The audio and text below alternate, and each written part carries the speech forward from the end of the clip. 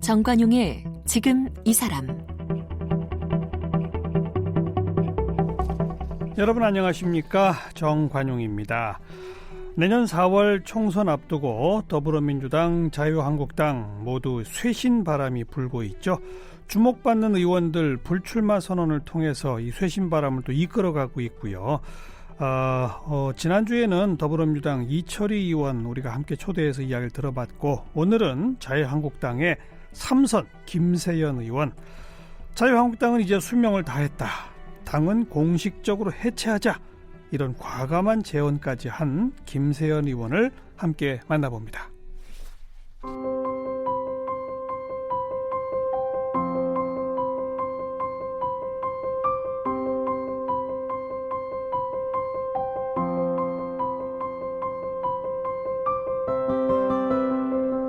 김세연 의원은 1972년 부산 금정구 출생으로 금정고등학교와 서울대학교 국제경제학과를 졸업했습니다. 아버지는 김진재 전 국회의원으로 아버지의 뒤를 이어 부산 금정구에서만 3선을 하며 정치인의 길을 걷고 있습니다. 한나라당 원내부대표, 새누리당 비상대책위원회 위원, 자유한국당 시민정치원장을 지냈습니다.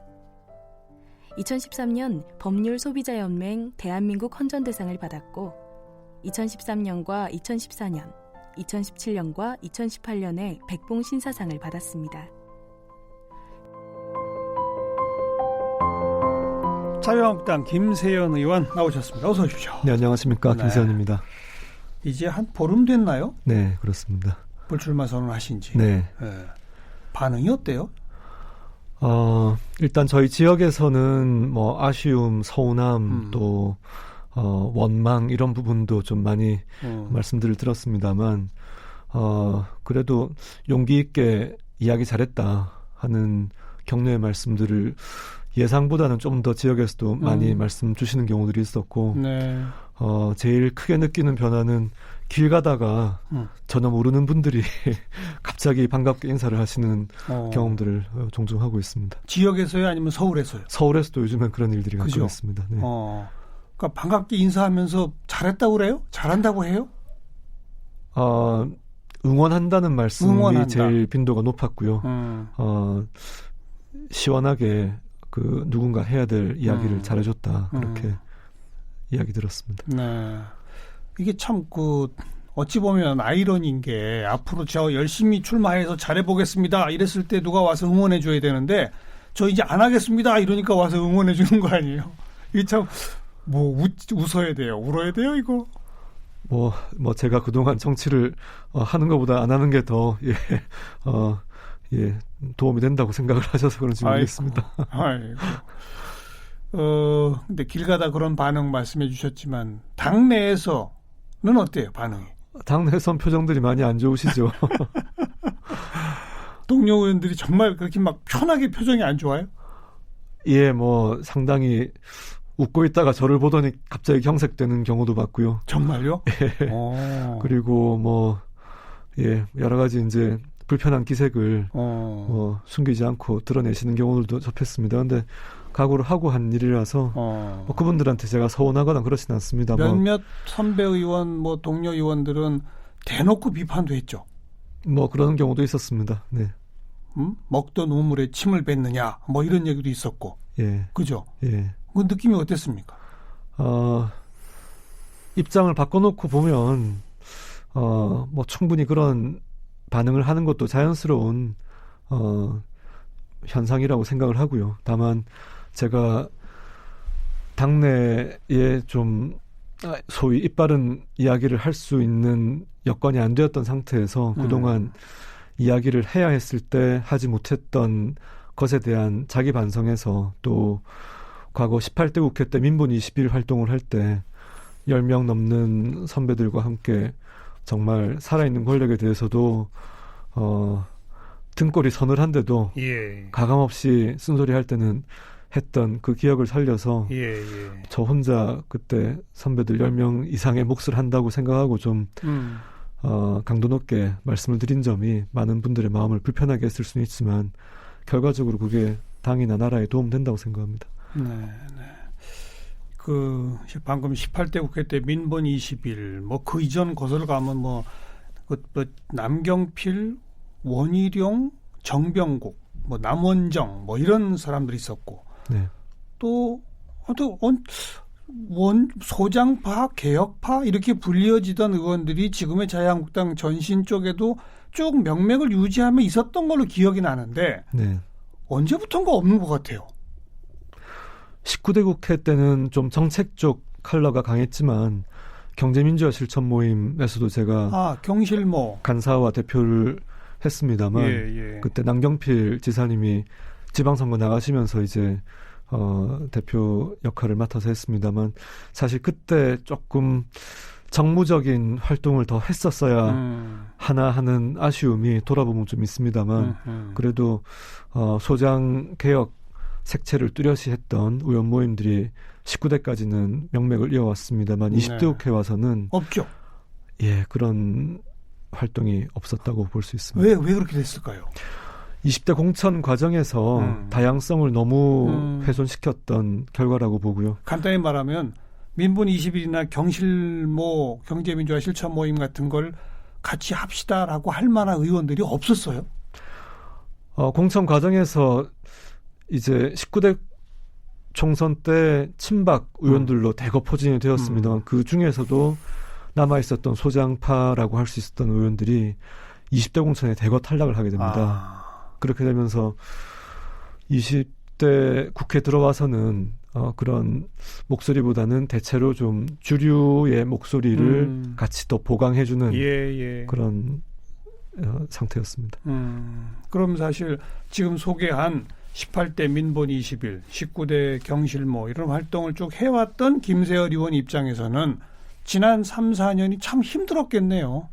보람된 시간도 있었습니다. 제가 당내에서 벽에 부딪혔을 때 이제 바른정당 창당을 그때 함께 했었었고요. 그때 나갔었죠. 예, 네. 그래서 그런 방식으로라도 소멸되어가는 이제 앞날이 거의 눈에 보이는 당시 새누리당의 모습으로는 새 양날개 중에 하나가 도저히 작동이 안 되겠다 하는 판단에 새로운 건전한 보수정당을 만들어봐야 되겠다고 하고 최선을 다했었습니다만 그때 시도가 실패하면서 그리고 복당하셨고 복당한 후에는 또 더 괴로웠죠 사실. 복당하고 나서 1년 정도는 아무런 일을 맡기질 않아서 그때 뭐 여러 가지 공부를 하는 시간은 되었었습니다. 네. 근데 이제 지금 이 시점에 오니까 정말 자유한국당은 그 존재 자체가 민폐다, 좀비다 이런 단어를 안 쓸 수 없는 지경입니까?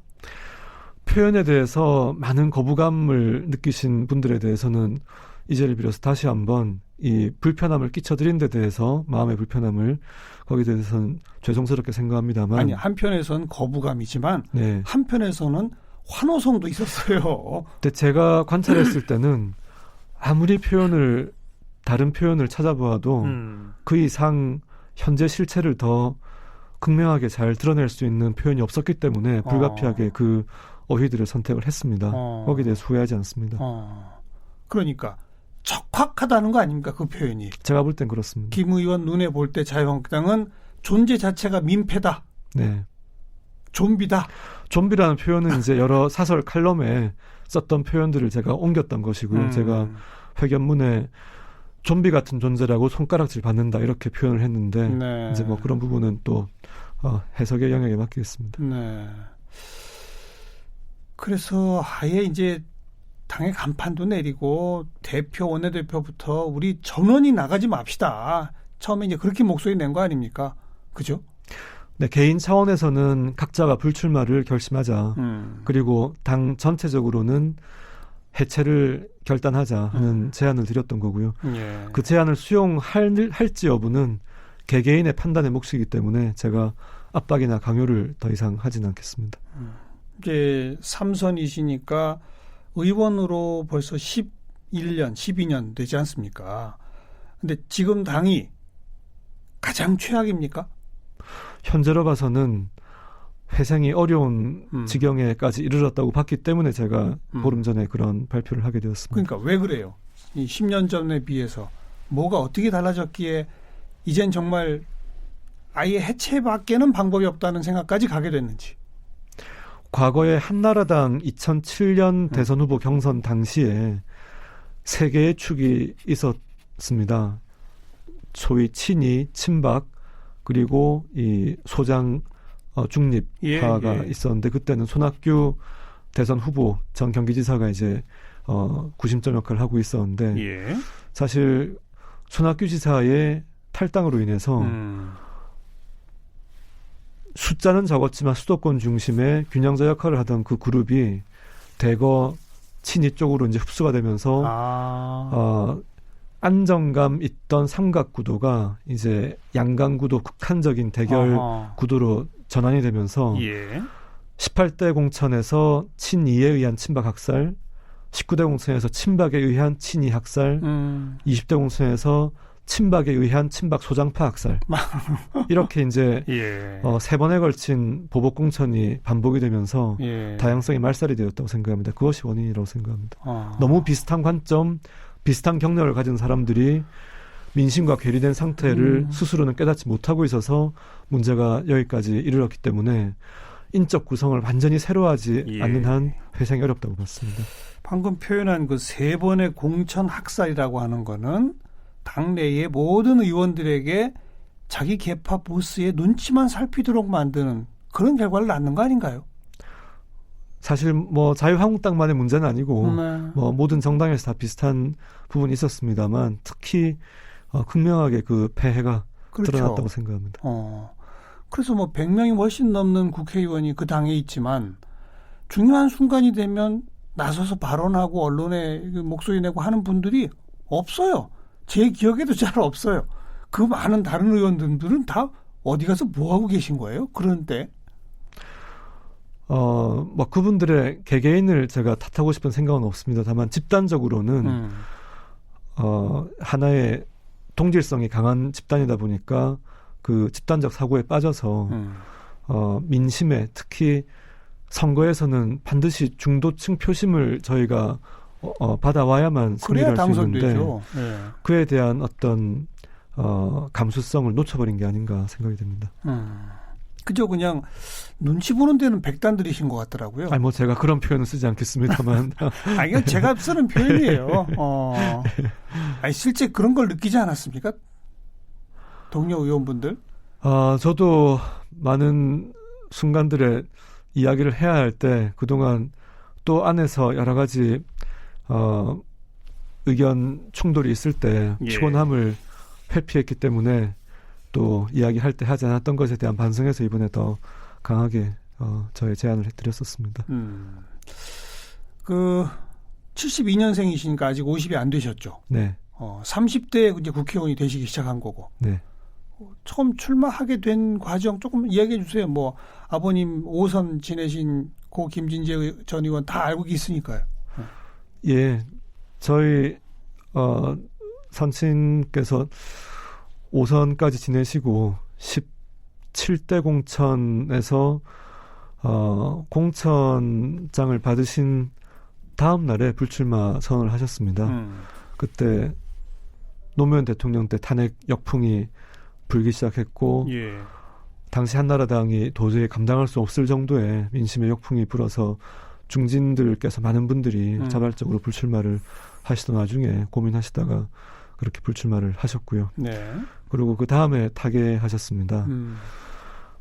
그리고 17대 국회 때는 이제 다른 분이 저희 지역에서 또 의원 생활을 하셨고 18대 국회에서 공천에서 제가 공천 경쟁을 하다가 그러니까 바로 그때 네.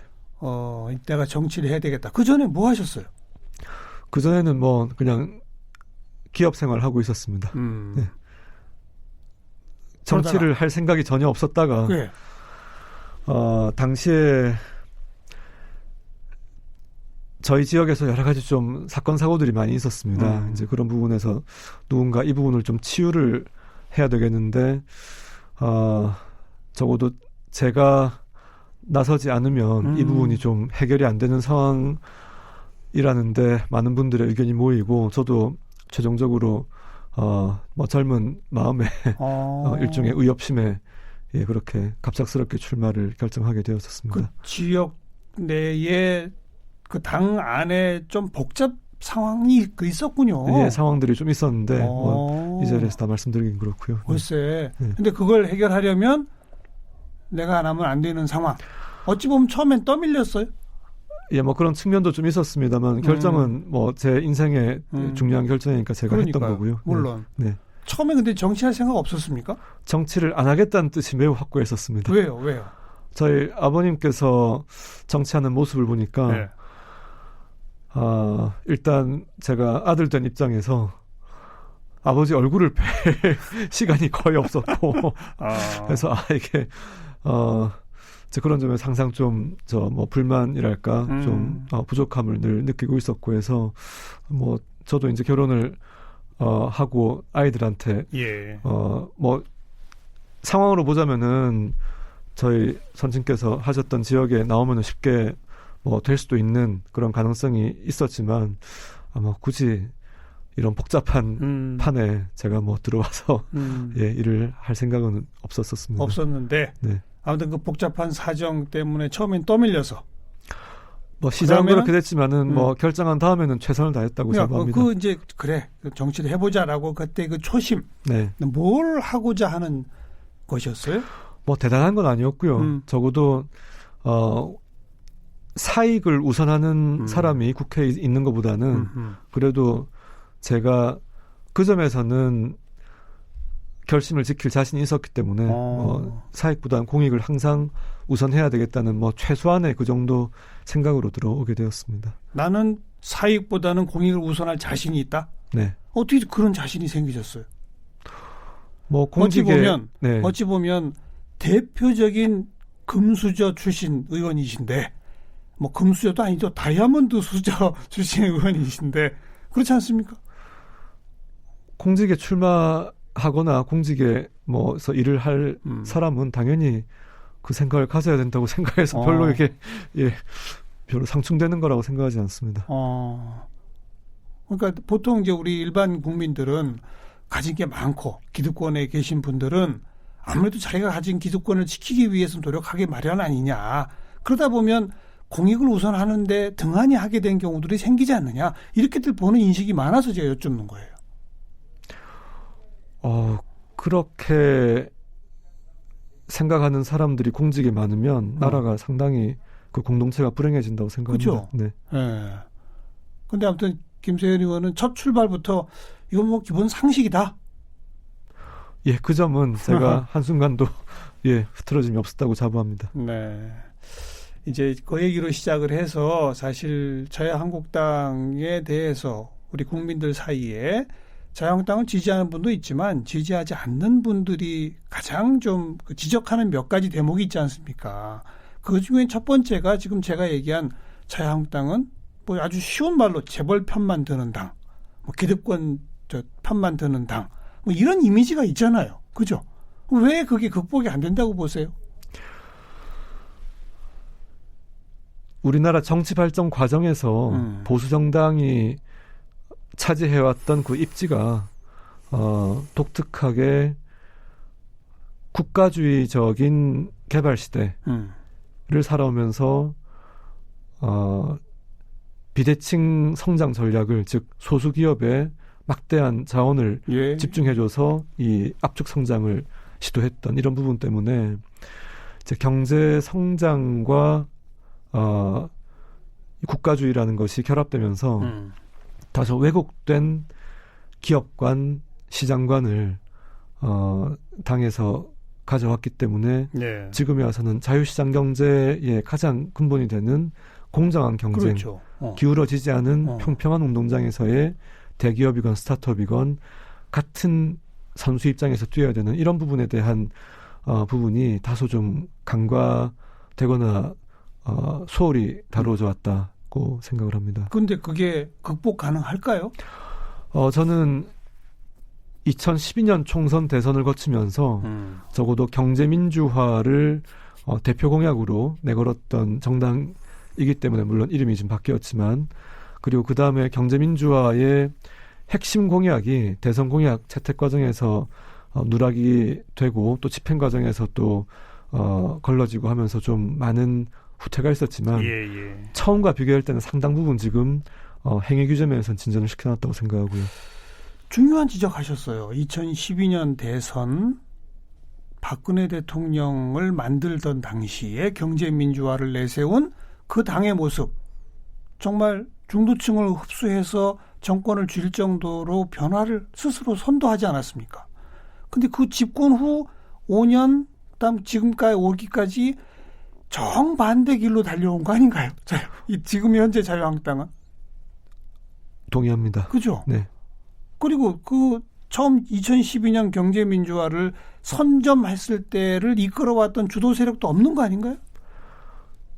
사실 20대 공천에서 그 활동을 열심히 하시던 분들이 거의 다 그죠? 배제가 되었고 오히려 당시에 경제민주화 공약을 선도하셨던 김종인 대표님은 민주당에서 반대당으로 가셔버렸고 20대 총선을 이끄셨고 합니다. 예. 또 그 뭐 중부담 중복지 외쳤던 유승민 의원 지금 딴 당에 가 있고, 그죠? 그러니까 주도 세력도 사라졌죠. 또 경제민주화는 완전 정반대를 외치던 분들만 당의 주류가 지금 돼 있는 그 모습이잖아요. 네. 그래서 이런 부분을 예. 자각을 하고 스스로 외환을 다시 확장할 수 있는 자기 쇄신의 가능성이 있기를 늘 바라면서 네. 노력을 했는데 네. 제가 불출마 회견하던 시점을 놓치면 이제 정기국회가 끝나면 바로 공천 시기로 접어들 것이기 때문에 그렇죠. 이 시기를 놓치면 더 이상 이런 주장을 해볼 수도 없이 그냥 이렇게 소멸의 길로 되돌아올 수 없는 길로 갈 수밖에 없다고 봐서 네. 그때 말씀을 드렸습니다. 그 이제 본인의 불출마와 당의 혁신 또 당을 해체 수준까지 가자의 내용이 담겨야 하는데 그 중에 하나가 지금 말씀하신 경제민주화의 정신 되살리자 이거 아니겠습니까? 사실 2012년 당시의 시점과 2019년의 시점에서는 그 진단에서 이제 현상이 좀 달라진 부분이 네, 있습니다. 네. 당시에 제가 봤던 한국 사회는 재벌 관료 복합체 같이 보였습니다. 즉 재벌의 규제 권한과 관료의 규제 권한과 재벌의 막강한 이 경제적 힘이 결합이 되어서 재벌의 이해에 반대되는 어떠한 개혁도 봉쇄당하는 이런 상태였기 때문에 이 고리를 끊어야 되겠다. 그리고 중소기업이나 스타트업들이 좀 자유롭게 숨 쉴 수 있는 공간을 만들어줘야 되겠다고 생각했기 때문에 전력 매진을 했던 거고요. 그렇죠. 지금의 재벌들은 7년 전과 비해서는 좀 다른 입장이 있는 것 같습니다. 즉 산업구조가 워낙 그 사이에 격변을 했고 또 경제민주화의 상당수 조치들이 물론 제일 큰 조치들은 그때 빠졌습니다만 상당수의 작은 조치들이 동시다발적으로 이루어지면서 예전보다는 다소간의 경제 생태계가 좀 정상에 비교적 가깝게 오고 있다. 이렇게는 보여집니다. 그래서 지금의 문제는 오히려 문제의 가장 큰 지점들이 역시 관료의 문제와 강성 노조의 문제와 또 이 문제 해결 능력을 거의 상실한 정치권 이렇게 좀 재편되고 있는 구조가 아닌지 그렇게 생각이 됩니다. 그 변화된 현실에 맞는 경제민주화 정신을 살리는 그런 노선, 정책 이런 것들이 이제 나와야 되는 거죠. 예, 아직도 부족한 부분이 있기 때문에 더 수준을 높이도록 고도화하는 노력이 필요하다고 생각합니다. 그리고 이제 또 한 가지 일반 국민들 사이에 자유한국당에 대해서 좀 왠지 올드해 뭐 이런 느낌을 주는 게 하나는 아까 말한 기득권층 뭐 편이냐 재벌 편이냐 뭐 이 인식이라면 또 하나는 너무 냉전 시대 아니야? 특히 요즘 뭐 북미 정상회담까지 하고 막 이런 급변하는 양상 속에서 왠지 한반도 긴장을 그냥 계속 유지하길 바라는 것 같은 이런 인식도 있지 않습니까? 그건 어떻게 생각하세요? 그 부분은 제가 이제 냉전 반공주의의 어떤 반사이익만 그동안 당이 받아왔던 측면이 있었던 점은 우리가 극복을 해야 된다고 생각을 하고요. 네. 다만 대한민국의 국가 정체성이나 정통성에 대한 확신 이런 부분은 저는 기존의 자유한국당의 이 노선에 대해서 확고하게 저는 입장을 같이 하고 있습니다. 예, 이제 예. 그런 점에서 물론 평화가 중요한데 힘에 바탕하지 않은 평화는 결국에는 굴종으로 귀결될 수 있기 때문에 이런 부분은 우리가 경계해야 한다. 네. 이제 그래서 자칫 기존의 번영의 안전판 역할이 되어왔던, 물론 우리가 미국에 대한 안보 의존도를 지속적으로 줄이는 노력을 했어야 되는데 예. 그 부분을 게을리했던 거는 반성을 해야 되고요. 그래서 자주 국방 능력을 키우는 노력을 해야 되는데 한미동맹을 이렇게 흔들거나 해체하는 방향으로 가는 거는 국익에 저는 결정적으로 반한다는 입장에서 예. 또 북한이 그동안 움직이지 않다가 중국이 동참한 유엔 안보리 제재가 작동하고 나서 한 2년 정도 흐르고 나서 이제 행동의 변화를 그렇죠. 보여왔거든요. 그래서 그런 점을 고려할 때 북한과 우리가 궁극적으로는 냉전 시대에도 동서독 교류가 계속되고 이런 통일을 지향하는 노력이 있었던 노력은 또 인도주의적인 지원은 계속해야 되겠지만 일방적으로 북한에 구애를 하는 방식은 저는 바람직하지 않다고 생각합니다. 네, 네. 그래도 아무튼 지금 이런 논쟁들이 네. 당 안에서 이렇게 벌어져야 되잖아요. 그래서 한반도 정책 또 경제민주화 정책에 대한 좀 이런저런 좀 생산적 있는 토론도 생기고 해야 되는데 생길까요? 그 앞으로라도. 부분은 좀 부족한 면이 있습니다. 네. 앞으로라도 좀 생길까요? 문제 제기를 하셨으니. 뭐 외교안보 노선에 대해서는 일단은 큰 입장차가 없기 때문에 논쟁이 발생하지 않는 것도 같고요. 다만 보다 현실적인 해법을 찾는 과정에서는 논쟁이 더 치열하게 있어야 된다고 생각을 합니다. 네, 네. 임기까지는 최선을 다해 현역 의원 일을 하시겠다 했는데 네. 그 다음부터는 뭐 하실 거예요, 그럼? 그 다음부터는 아직은 생각을 못 해봤습니다. 겨를도 없었고 또 그 생각을 하면 현재 하고 있는 일에 집중도가 떨어지기 때문에 생각하지 않기로 일단 마음먹었습니다. 아예 생각 자체가 없다? 예, 생각이 조금 생기려고 할 때 예. 일단 나중에 생각하자고 미뤘습니다. 알겠습니다. 어떤 변화들을 함께 만들어가게 될 수 있을지 저희도 관심 갖고 지켜보도록 할게요. 자유한국당 김세연 의원이었습니다. 고맙습니다. 네, 감사합니다.